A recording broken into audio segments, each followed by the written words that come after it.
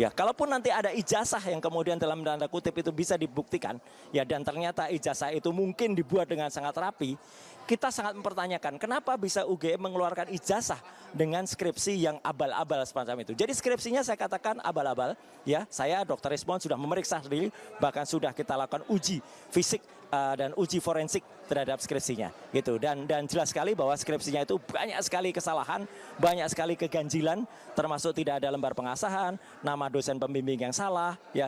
Kemudian ada ketikan Times New Roman, bahkan berbagai hal lain. Tanggapannya Prof. Hamid nggak cuma soal ijazah, skripsi juga dibilang abal-abal kan? Dia kaitkan bahwa kalau skripsi kamu abal-abal, meskipun menurut saya itu dua hal yang berbeda ya, otomatis berarti ijazahnya palsu. Itu cara berpikir dia. Kalau saya berbeda, skripsi itu satu hal, ijazah itu hal lain. Tapi kawan-kawan Pak Suryo tadi itu menggabungkan bahwa kalau skripsimu abal-abal berarti juga ijazahmu abal-abal. Padahal belum tentu. Menurut saya belum tentu. Kenapa bisa? Bisa saja. Jelaskan. Ya, ketika dia buat skripsi abal-abal, penguji tidak tahu dan sebagainya dan seterusnya, dia lulus kan?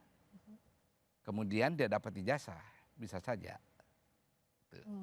Nah sekarang yang kita fokus ini yang masuk ke ranah hukum kan adalah ijazah. Yang ditengarai bahwa itu tidak asli. Jadi artinya itu dua hal yang berbeda kalau bicara soal skripsi dan ijazah. Ya. Karena tadi yang dipersoalkan mereka ini menggunakan dalil skripsi sebagai alat pendukung atas keyakinan mereka bahwa ijazah itu palsu. Oh, sebagai syarat kelulusan artinya begitu ya. Padahal belum tentu. Ya.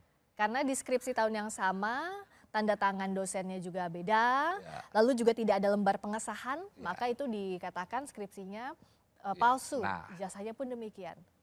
Kalaulah misalnya ijazahnya ini asli, ternyata bisa dibuktikan juga bahwa skripsinya palsu, ya tetap ada pemalsuan di situ.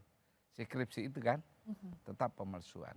Sama dengan kasus yang di UI kemarin, itu tesis doktor kan, seorang pejabat. Oke, tapi pada saat dilaporkan ke polisi, artinya skripsi tidak perlu dibuktikan. Karena kan yang jadi soal, yang dilaporkan adalah soal ijazahnya, bukan soal skripsinya. Ya, jadi itu hanya alat pendukung untuk memperkuat alibinya bahwa ijazah ini bermasalah. Jadi dia semacam alat mendukung kepercayaan mereka bahwa ijazah itu palsu.